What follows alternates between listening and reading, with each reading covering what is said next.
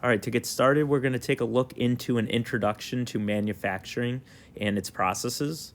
Combining your knowledge of materials with an understanding of materials processing will allow you to see how engineers choose different materials that have outstanding properties and how they can be processed into useful forms in an economical way. For example, a bulk of roll of steel would not be useful to the average person. However, if that rolled steel was run through a punch press and turned into forks, spoons, and knives, it now has become products that the average consumer would definitely be interested in purchasing. So, to better understand how raw materials get converted into finished products, we first have to consider its product life cycle. The product life cycle is the set of commonly identified stages in the life of a product. These include design, material selection, process selection, manufacturing, inspection, and feedback. In order to take raw materials and turn it into a finished product, we have to begin by coming up with some sort of design. After that, we decide which materials are going to be best suited to meet all the requirements of that design. Then we have to decide and select which processes are going to be used to take that raw material and make it into a finished product. And then we have to actually manufacture the product, inspect it, and gather some feedback. If the feedback is good, the product gets shipped out commercially. But if the product doesn't meet the expected standards, it goes back to the drawing board for modifications.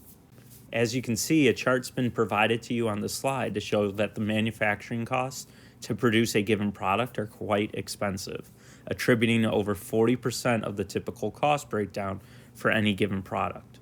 To help ensure profitability, manufacturers will take into account the conversion factor. This is the manufacturing cost of a product in relation to the cost of the raw materials that are used to make that product. So, what exactly is manufacturing? By definition, manufacturing is the production of products for use or sale. Think about the products you use every day. Some of these items may be made of only one material, whereas others might be made of several different combinations of materials. We use some of these materials in the same form that came out of the ground, such as sand, stone, or coal, while other materials such as aluminum, plastic, and steel are made of combinations of raw materials that require modifications before they can actually be used. Material processing is the sequence of operations and the processes that go into designing and converting raw materials into that finished product. In manufacturing, there are many different roles and responsibilities that engineers serve in helping create finished goods. For example, a manufacturing engineer lays out the machines and the equipment that the workers will use to perform their jobs in order to develop the product. An industrial engineer is then responsible for configuring the layout and the design of the manufacturing facility. Simply put, the industrial engineers figure out how to do things better by finding ways that are smarter, faster, safer, and easier so that companies can become more efficient, productive, and profitable, as well as their employees having work environments that are safer and more rewarding. Finally, a materials engineer will develop and select which materials should be used in developing the finished product based on the desired material properties and processes that are available to them. One type of manufacturing system design is called a job shop. A job shop is a small company or business that makes specific products for one customer at a time. It is a manufacturing unit that specializes in small quantities of tailor-made or custom-built parts and only produces specific goods when it receives an order for them. Machines used in job shops are typically grouped by functionality, and the product moves between them as when they need to, often passing through the same machine several times before it leaves the machine shop. Products do follow a flow of sorts, but it is usually unplanned or loosely planned, and it rarely stays consistent. Some advantages of using a job shop include that they're easy to set up. Small businesses often implement job shops because they're simple to set up, and their initial investment is minimal. You can begin with simply one or two machines and then continue to add in the future. They also include high flexibility. It's easy to add, change, or remove stages in the process. If a part needs to be remachined, it's simply sent to that corresponding machine to get fixed. And finally, because it's easy to add a new machine to a job shop, you can increase the capacity incrementally by adding new machines along the way. However, there are some disadvantages of using job shops. These include that they're hard to automate. Traditionally, it's very difficult to automate job shops because automation has required consistency. However, this is starting to change as technology progresses. And finally, another disadvantage of job shops is that it's very hard to schedule. Scheduling in job shops is notoriously hard. Most of the time, it's done on the fly, and this causes a lack of standardization, meaning that the same product can take wildly different times to pass through the process. Another consideration for job shops is the fact that they require more skilled workers than many flow shops. Depending on your situation, this might be an advantage or it may be considered a disadvantage. However, we usually think of it as a good thing. Another type of manufacturing system design is called a flow shop. Flow shops, on the other hand, are used to make larger quantities of products that are mass produced, with each stage happening exactly in the same order every single time. The key to a flow shop scheduling is that the product goes through each step of the process only once. If the product needs 2 drilling operations, for example, you will have 2 drilling machines. Some advantages to using a flow shop include that they're easy to automate. It's simple to apply robotics to a flow shop because the steps are very consistent and very repetitive. And it's also easy to optimize. It's easy to tell which stages of the process need to be optimized, and there are clear solutions for dealing with unoptimized steps. Some disadvantages of flow shops include that there's low flexibility. Flow shops are great for a production line, but if your products are consistently changing, your process will be hard to standardize into a consistent flow. And also, there's more initial work that goes into creating a flow shop. It takes a lot of work to set up a flow shop at the beginning, and the investments are going to be super high because of the need to have a machine for each step in operation. There's also difficulty in increasing the capacity of flow shops. For example, imagine if you started getting big orders from a customer. With a flow shop, it can be difficult to boost capacity at such short notice. You may have to invest in a whole new production line, which is going to be super risky if the customer orders suddenly begin to drop again. However, keep in mind that flow shops have used robots for many years, and due to their consistent operations, it could be easier to identify where robots could help with this process. Now, I would encourage you to pause this video and watch the corresponding video that's attached to this slide. Another type of manufacturing system design is called a linked cell shop. A linked cell shop is viewed as a hybrid approach between job shop and flow shops, reducing the major disadvantages of both, including the low productivity of job shops and the low flexibility in terms of the product's variety of the flow lines. In a linked cell shop, manufacturing and sub-assembly cells are connected together as an assembly line that works in a fixed sequence. A good example of a linked cell shop would be an automobile plant. Project shops are another type of manufacturing system design. In a project shop, too often the product being manufactured is too big to move out of production. As a result, the supplies and machines are brought to the project location as they're needed. There is no flow in the process. Project shops are suitable for unique products such as big ships, bridges, large airplanes, and trains. And finally, the last manufacturing design system we're going to talk about is called a continuous process. Continuous production is a flow production method used to manufacture, produce, or process materials without any interruption. Continuous production is called a continuous process or even a continuous flow process because the materials that are either dry bulk or fluids that are being processed are continuously in motion and they're undergoing chemical reactions that are subject to mechanical or heat treatment. Continuous usually means operating 24 hours per day, 7 days per week, with infrequent maintenance shutdowns. Regardless of the manufacturing system design that's being implemented, our goal is always to make it more lean. Lean manufacturing is a methodology to reduce waste in a manufacturing system without sacrificing productivity. The customer defines what it is that they value in terms of what they would pay for the product of a service. Through lean management, what adds value becomes clear by removing or reducing everything else that doesn't add value. At this point, I would pause this video and watch the attached video on the slide that's located in the upper right-hand corner. So we just got done talking about the basic manufacturing system designs that are included in manufacturing. Now let's take a look at some of the basic manufacturing processes. Those manufacturing processes include casting and foundry, forming or metalworking, machining, joining and assembly, rapid prototyping, and a few others. When it comes to casting and foundry processes, you need to understand that a foundry is a workshop in which metal castings are produced. Casting is considered one of the oldest manufacturing processes used to inexpensively produce intricate parts.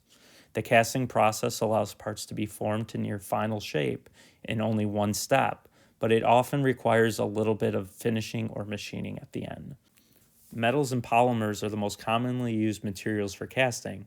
However, sometimes you could use a certain type of glass that could also be casted using the same type of process.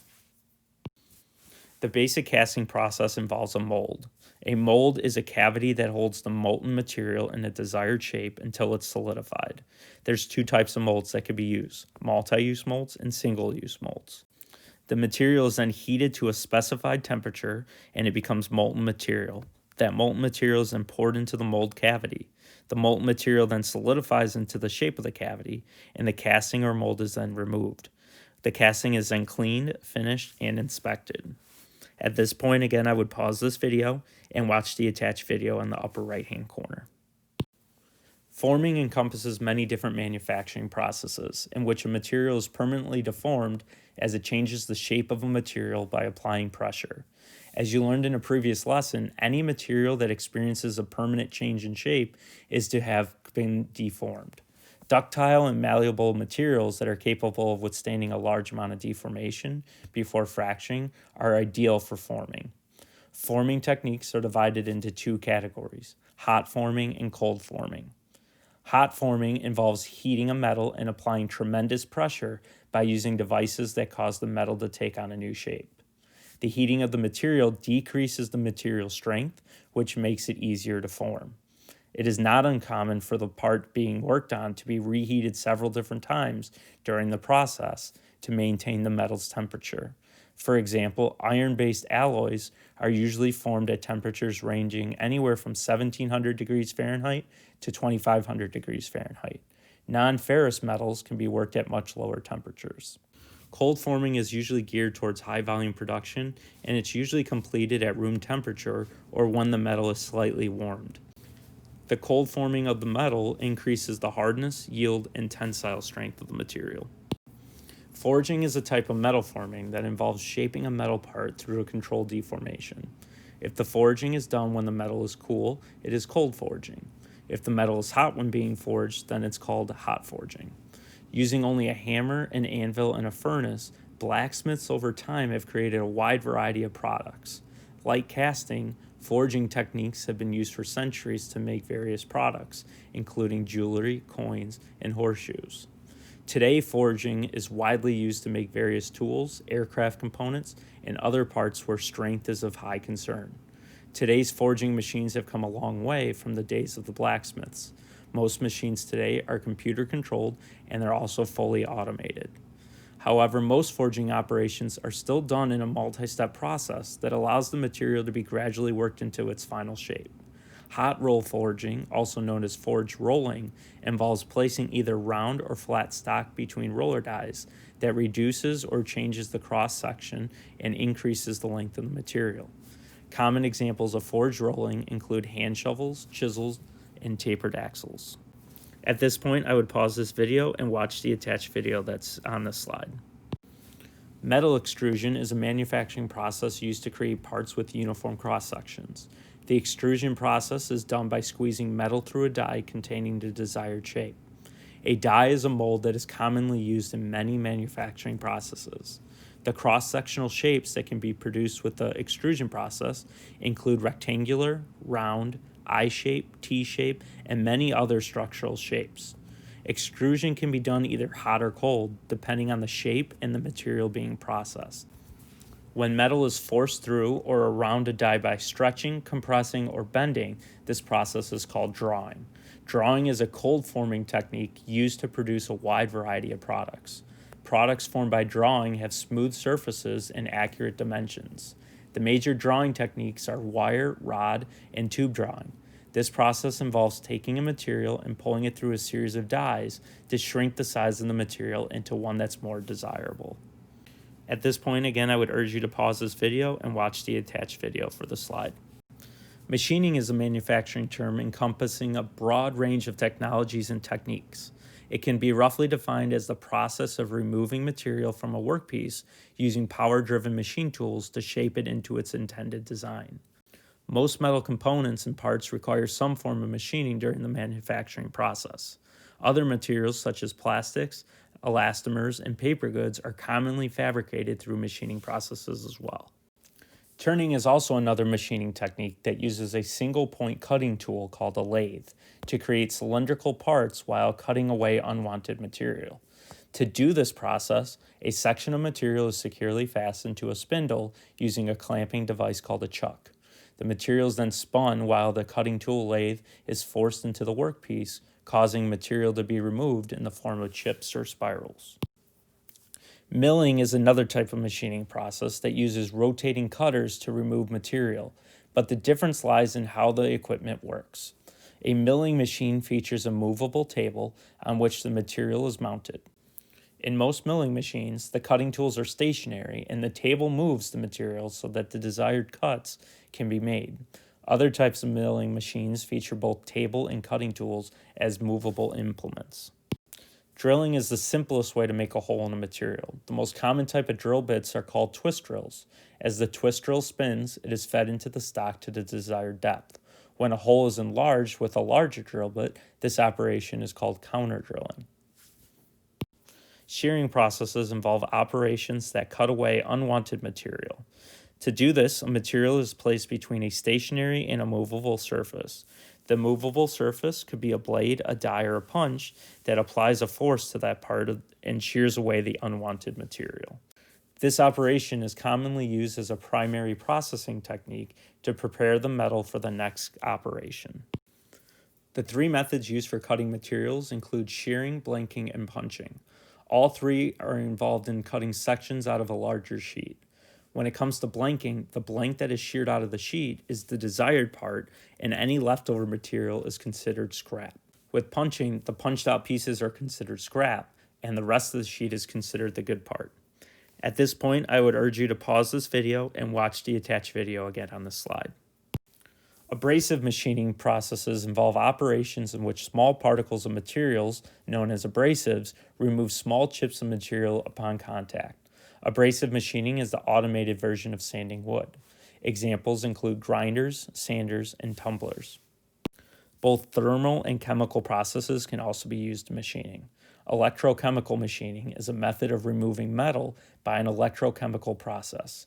It is normally used in mass production and when working with extremely hard materials or materials that are difficult to machine using conventional methods. No mechanical force is used. An easy example of electrochemical machining would be the use of a laser. Again, I would pause this video and urge you to watch the attached video that's on the slide. It's important to note that controlled heating and cooling of a material can alter its properties while maintaining its shape. Practically nothing can be manufactured without heat treating, a process in which metal is heated and cooled under tight controls to improve its properties, performance, and durability. Heat treating can often soften metal as well to improve its formability. Heat treating processes can also make parts harder to improve its strength. Can you think of a product with only one part? Me neither. Most products contain multiple components or parts. When this occurs, assembly is required. Typical assembly processes include mechanical fastening, soldering, brazing, welding, as well as adhesive bonding. Mechanical fastening is the most common method of joining many materials within an industry. Originally used for metal joining, it is also well established for joining plastics to themselves as well as to other materials. There are two main categories of industrial fasteners, ones that are permanent and ones that are non-permanent. Screws are examples of non-permanent fasteners since they can be removed, replaced, and reused. These parts increase the product cost due to the increased assembly time and are more difficult to handle and align. Permanent fasteners, on the other hand, such as snap fits, which are integrated into the parts through direct molding, are much more robust and do not have the potential for working loose. Screws are a reliable and inexpensive method of mechanical fastening. They do not require molded in threads or threaded inserts, reducing molding and assembly costs. Dissimilar materials can also be joined, and disassembly and reassembly of the joint is possible, often up to 10 disassembly-reassembly cycles. Connections have good impact resistance and are made in localized regions of the part. Full-strength joints can be obtained immediately without the cure time associated with adhesive bonding, and no special application tools are required. Welding is a fabrication process that joins materials, usually metals or thermoplastics, by using high heat to melt the parts together and allowing them to cool, causing fusion. Welding is distinct from many other lower temperature metal joining techniques such as brazing and soldering, which do not melt the base metal. Soldering is a process that joins two metals together by applying solder, a filler metal, to the pipe or metal sections. Solder is a fusible metal alloy, usually tin, used to create a permanent bond between the metal workpieces. A soldering iron melts the solder at low temperatures, up to 450 degrees Celsius. The solder is laid right where the materials will be joined together. Solder may be a solid in the form of wire, but it also can come in a paste form called flux. In this case, only the solder is heated, not the workpieces themselves. Soldering's most common use is to join electrical contacts. It is used in plumbing and metalworking applications that only require low temperatures. Brazing is similar to soldering in that both are joining processes that use a combination of heat, a filler metal, and a flux to join metals together. In brazing, you apply a flux solution between the filler metal and the pieces of metal to be joined together and heated. The difference between soldering and brazing is that brazing involves temperatures of up to 840 degrees Fahrenheit or above 450 degrees Celsius, while soldering uses filler metals heated at temperatures below that. Another type of joining and assembling process involves adhesive bonding. Adhesive bonding is the joining surfaces together by filling the gap between each surface with the bonding materials such as glue, cement, thermoplastic, thermosetting, and various elastomers. Rapid prototyping is the fast fabrication of a physical part, model, or assembly using 3D computer-aided design. The creation of the part, model, or assembly is usually completed using additive manufacturing, or most commonly known as 3D printing. Ordering a faulty prototype costs the designer both time and money. Even small changes in a mold or fabrication method may have large financial consequences. Being able to verify a design by printing a production-ready prototype before investing in expensive manufacturing equipment eliminates the risks during the prototyping process. This helps with building confidence in one's design before making the large investments required for the mass production level. At this point, I would again pause this video to watch the attached video on the slide. Along with the many manufacturing processes that we've discussed already in this lesson, the other ones involve testing, transportation, material handling, and packaging. Learning how plastics, ceramics, and other synthetic materials are processed is just as important as how metals are processed. Like metals, plastics can be formed using a number of different methods, including blow molding, thermoforming, extrusion, and injection molding. You've already learned about the extrusion process earlier in this lesson in the metal forming section. With regards to plastic extrusion, it's generally completed with thermoplastic materials. The process of plastic extrusion involves the following steps. First, the plastic material is mixed with additives and coloring agents to alter the properties of the final product. Then the material is heated to achieve a uniform consistency. Then the molten plastic is forced through a die to form the desired shape, and the plastic extrusion is allowed to cool. At this point, again, I would pause this video to watch the attached video from the slide. The injection molding process is a very common method of manufacturing plastic parts. In fact, it's the most widely used high-volume production process in manufacturing. From toothbrush handles to automobile dashboards, injection molded parts can be found nearly everywhere. Thermoplastics are most commonly used because of their ability to be melted and reshaped. However, thermosetting plastics are sometimes also used in the injection molding process. The injection molding process starts by taking plastic pellets that are poured into a hopper. The pellets fall through the open bottom of the hopper and into the barrel. The barrel contains heaters that melt the plastic to a uniform consistency. A reciprocating screw is used to move the molten plastic toward the mold. The mold is then closed. The entire screw moves in a linear motion towards the mold, forcing a shot of plastic through the nozzle and into the mold. The plastic is quickly forced into the mold cavities. The plastic is then allowed to be cooled, and the molded part is ejected, and the process starts all over again. Again, at this point, I would pause this video and watch the attached video on injection molding. Similar to metal casting, when in casting plastics, plastic is melted and poured into a mold and cooled until it's solidified. In this process, no pressure or fillers are required. When it comes to rotational molding, a closed mold is filled with a predetermined amount of plastic.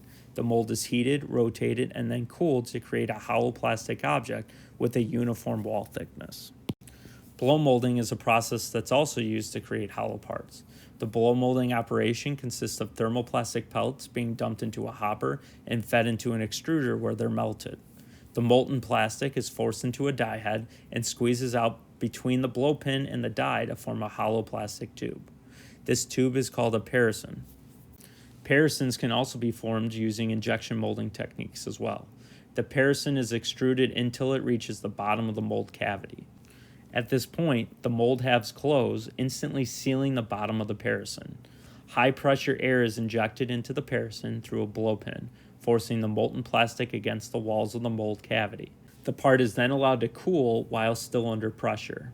The molds have cooling lines running through them to speed the cooling process up.